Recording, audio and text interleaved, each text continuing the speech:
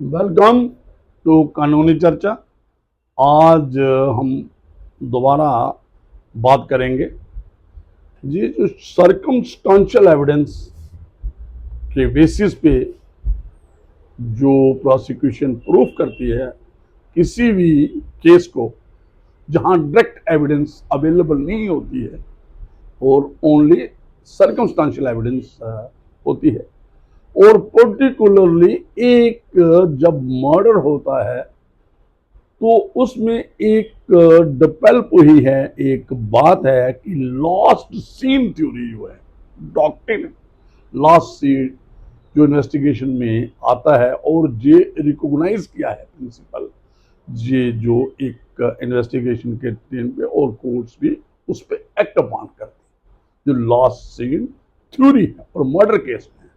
तो last scene theory together ये क्या है कि डिसीज्ड को और जो अक्यूज्ड है उनको आखिरी बार दोनों को देखा गया, और आखिरी बार जब देखा गया और उसके कुछ देर के बाद, कुछ समय के बाद वो उसकी डेथ, जहां उसकी डेड बॉडी मिलती है।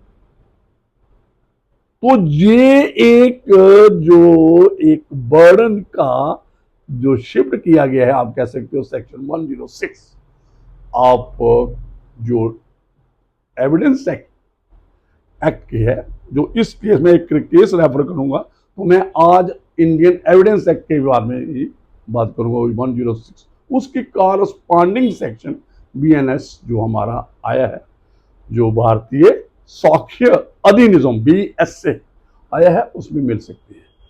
तो मेन जो आज बात करेंगे, जिसकी मैं दोबारा रिपीट करता हूँ, समराइज करता हूँ कि ये जो केस है जो आज मैं को डिकोडिफाइड करने जा रहा हूँ, वो लास्ट सीन थ्योरी डॉक्ट्रिन पे बेस्ड है, और दूसरा है 106 इंडियन एविडेंस एक्ट के बारे में बात करता है। और मैं अपने दर्शकों को रिमाइंड कराना चाहता हूँ, पिछले दिनों मैंने मेरे साथ जो जॉइंट डायरेक्टर प्रोसिक्यूशन रिटायर्ड पवन खजूरिया जी भी थे, तो हमने एक ये किया था, केस को किया था, वो भी लास्ट सीन थ्योरी पे था। वो केस था Ram Gopal versus state of Madhya Pradesh.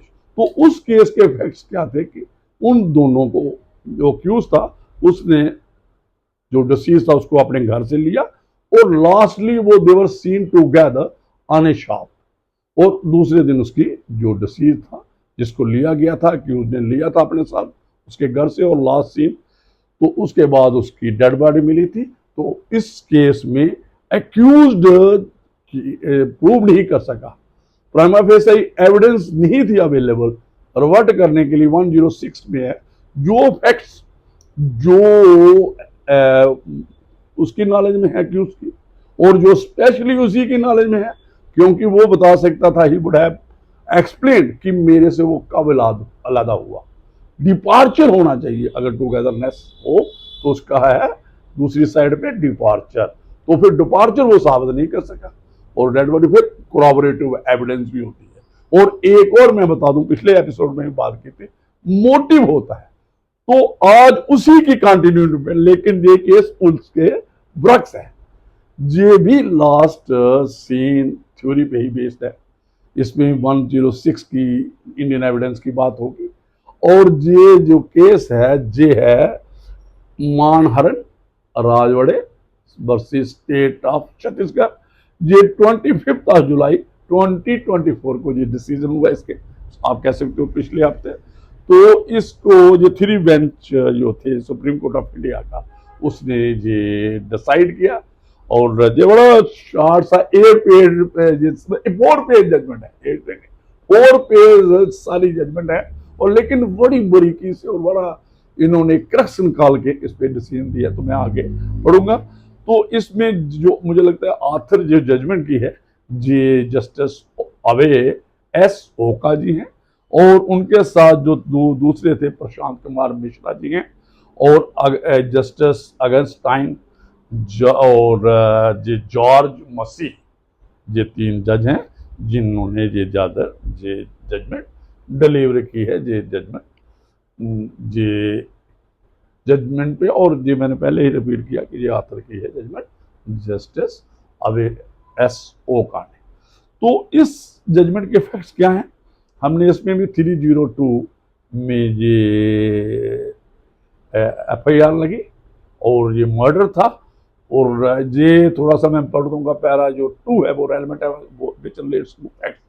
तो इसमें क्या, the appellant has been convicted for offence punishable under section 302 of Indian penal code, ये पुराने कोड ऑफ क्रिमिनल प्रोसीजर के मुताबिक उस वक्त प्रोसेस था, और इंडियन पिनल कोड जो 302 उसका है, और कोड ऑफ क्रिमिनल प्रोसीजर जो उसका प्रोसीजर अडॉप्ट किया जाता था उस वक्त। अभी वो भारतीय न्याय संहिता आ गया है, वो भारतीय जो नागरिक सुरक्षा संहिता है। तो he has been sentenced to undergo life imprisonment. तो प्रोसिक्यूशन का केस क्या है, आगे क्या स्टोरी थी, according to the prosecution case appellant murder his wife Geeta. ये उस पे एलिगेशन थे कि उसने अपनी वाइफ गीता का मर्डर किया है। Her body was found in the house of appellant at about 5 PM। Time बड़ा इंपॉर्टेंट है, आगे हम इसकी बात करेंगे। On the date of incident, जिस दिन हुआ 5 बजे उसकी डेड बॉडी मिली। वो 5 बजे क्या रेफरेंस है, क्योंकि 5 बजे एक विटनेस वो उसके घर में गया, उन्होंने कोई उससे, वो आगे मैं पढ़ूंगा, पहले थोड़ा आगे चलेंगे। तो ये सारा जो prosecution cases based on theory of lost, ये पहला थ्योरी में, तो जो मैंने पहले ही जवानी भी किया, ये doctrine of lost in together. दोनों बंदे इनके मुताबिक, जो प्रोसिक्यूशन के मुताबिक, जी उस अपने हाउस में थे मियाँ बीबी, और डेड बॉडी किसकी मिली 5 बजे, जे इसकी उसकी वाइफ की। तो ये यहाँ पे जो भी प्रिजम्पशन है जो भी है, तो ये केस उसके खिलाफ ये हो गया। तो इसमें एविडेंस बताइए किन किन विटनेस।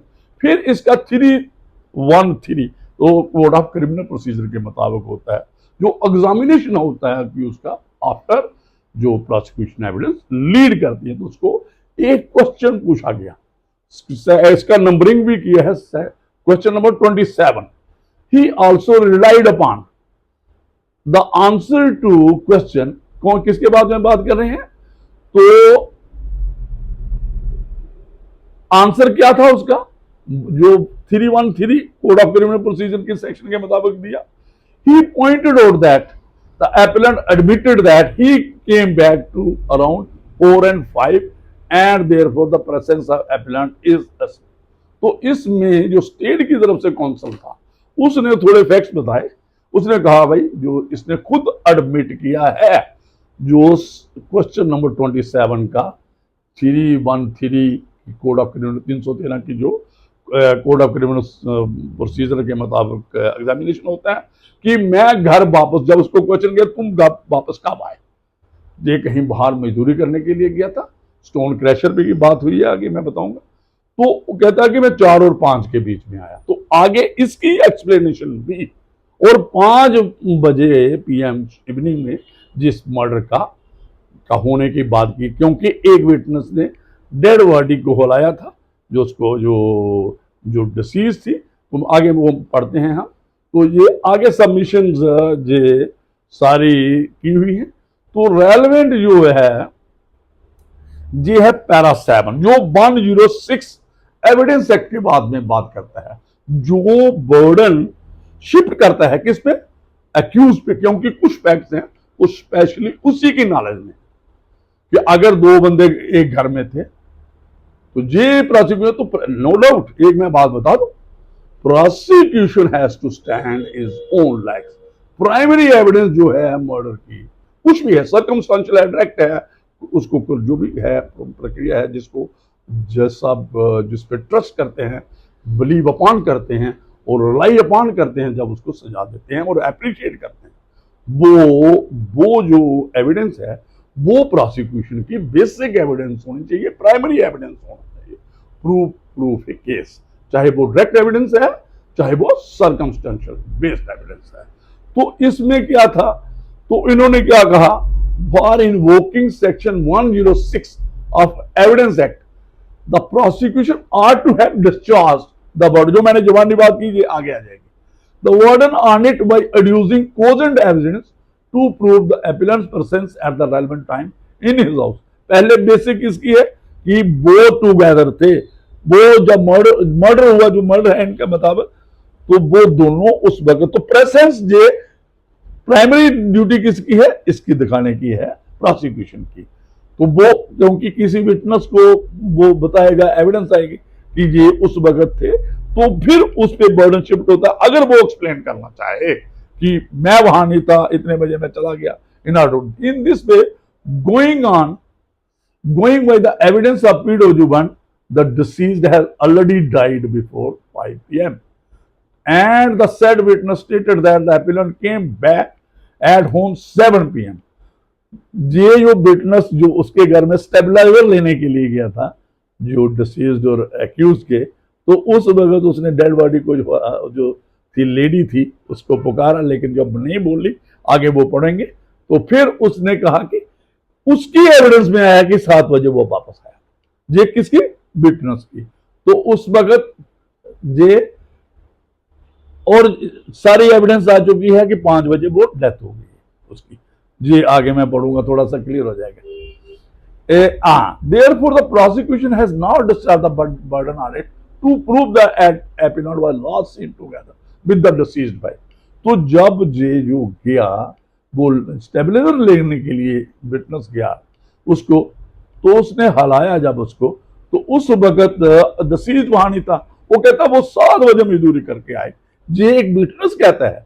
तो इसलिए उन्होंने कहा लास्ट प्रोसिक्यूशन ये प्रूव ना कर सकी कि वी हैव लास्ट सीन, जो थ्योरी है टुगेदर वाली, वो नहीं पूरा। उस वक्त जब लेडी गई थी, जो विटनेस गया था उनके घर में, जो हाँ दो अकेले, जो प्रोसिक्यूशन ने केस की, दोनों ही वहां पे अकेले ही थी उस वक्त, वो प्रूव नहीं हो सका।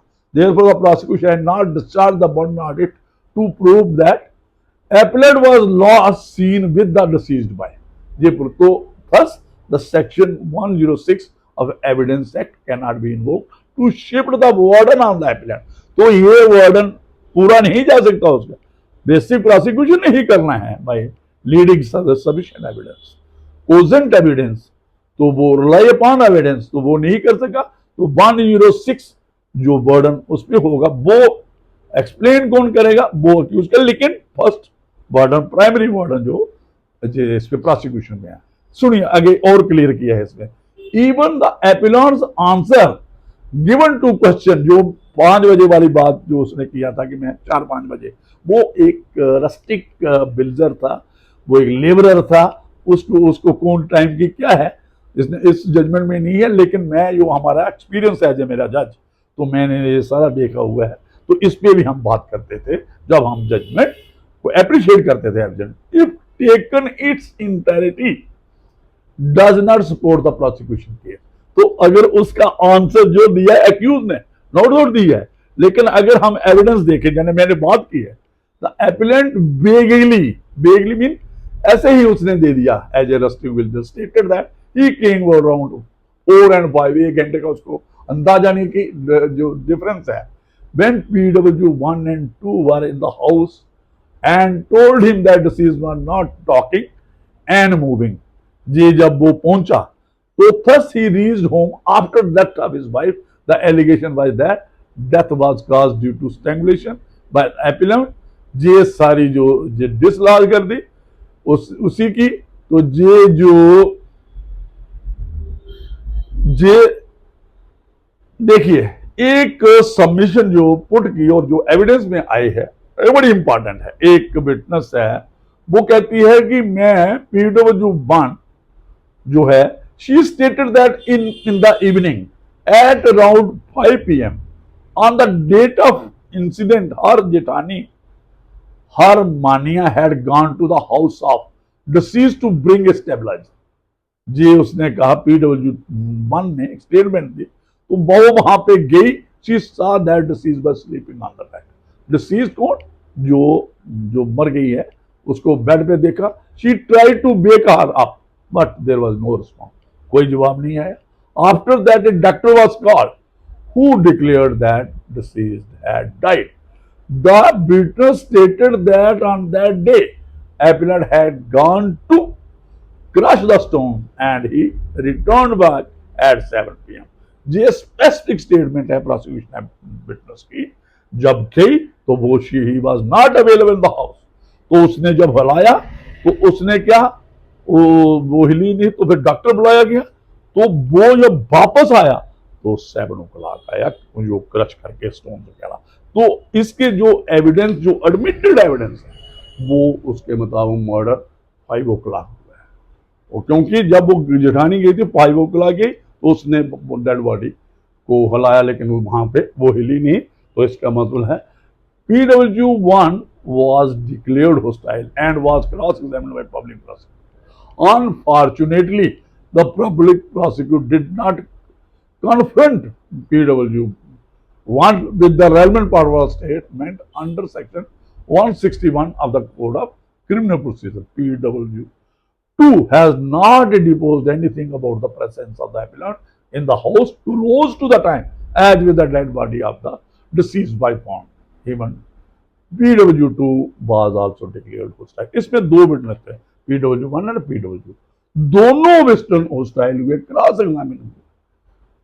तो इसमें और एक और इंटरेस्टिंग है, इसी में आ जाएगा कि प्रोसिक्यूशन ने कोई मोटिव एट्रीब्यूट नहीं किया था कि क्यों स्ट्रैंगुलेट किया गया, क्यों उसको मारा है। No motive has been attributed in this case against the accused for murdering his wife. तो ये सर्कमस्टेंशियल एविडेंस है, सेटल्ड लॉ है कि अगर सर्कमस्टेंशियल एविडेंस पे बेस पे कोई केस होगा तो पूरा ये मोटिव जो है प्रूव करना इज वेरी इंपॉर्टेंट, ये प्रूव करना बहुत जरूरी है। तो ये एक मुझे जे देखा है, तो ये तो इसका है कि जो उसकी डेथ हुई है, वो जो अक्यूज्ड है उसके घर में आने का से पहले वो 7 बजे आया, as to the prosecution evidence, जो PW1 ने कहा, जो PW1 को वो क्लास एग्जामिन भी इनका स्टेट काउंसिल ने किया। तो ये नटशेल ये है कि इस केस में जो Manharan Rajwade versus state of Chhattisgarh में जो 25 जुलाई 2024 को जिसका डिसीजन आया, इसमें यह था कि प्रोसिक्यूशन ने लॉस्ट सीन टुगेदर थ्योरी की निस्बत सर्कमस्टेंशियल एविडेंस जो भी हैं वो प्रूव नहीं कर सके। जब time of murder according to prosecution case 5 और जो विटनेस का 5 PM है, और जबकि जो अक्यूज्ड अपने घर में स्टोन क्रशिंग करके 7 PM, it mean both were deceased and accused were not together when she died, when her wife died। ये तो फिर ये इसमें अकेले तो जो जजमेंट मैंने लास्ट सीन वाली देखी उसमें कन्विक्शन हुई थी, तो इसमें एक्विटल था, इसमें last seen doctrine prove circumstance नहीं प्रूव कर सकी प्रोसिक्यूशन, उसमें किया था। तो ये बड़ा इंपॉर्टेंट है। आज जो केसेस हैं काफ़ी हो रहे हैं जो सर्कमस्टेंशियल एविडेंस पे बेस में हैं, मैं लंबा नहीं करूंगा इसको, और डायरेक्ट एविडेंस कम है। तो जो इन्वेस्टिगेटिंग ऑफिसर हैं दे मस्ट बी केयरफुल, और जज साहब को भी देखना है कि चेन कंप्लीट है, कहीं ब्रेक तो नहीं, क्या ये लास्ट सीन जो डॉक्ट्रिन है ये वाकई फॉलो की है। और 106 की तब होती है इन्वॉल्वमेंट जहाँ इसकी जो एंट्री है तब होगी, प्रूफ बर्डन जो एक्यूज पे जाएगा, पहले primary burden beyond reasonable doubt, चाहे वो सर्कमस्टेंशियल एविडेंस से है वो प्रोसिक्यूशन यही है। जो हमारा क्रिमिनल जूरिस्प्रूडेंस है जो ये कहता है कि अक्यूज्ड ये कोई भी है इज कंसिडर्ड इनोसेंट, जिसपे एलिगेशन लगाया गया है, जिसपे है जो ट्रायल फेस कर रहा है, इन्वेस्टिगेशन फेस कर रहा है, he is considered to be innocent till his guilt is proved in due course of his trial in a competent court of law। तो इसलिए ये बड़ा ध्यान वाली और बड़ी एप्रिसिएशन एविडेंस वेरी इंपॉर्टेंट, और जो डिसीजन मेकिंग है खासकर सर्कमस्टेंशियल एविडेंस और क्रिमिनल यहाँ मर्डर केस है जहाँ लाइफ इम्प्रिजन और डेथ पेनल्टी जो इसके अल्टरनेटिव कोई नहीं है, स्टिंजेंट पनिशमेंट है। तो मुझे लगता है ये काफ़ी है, तो मुझे दीजिए इजाज़त। Thank you very much. Thank you.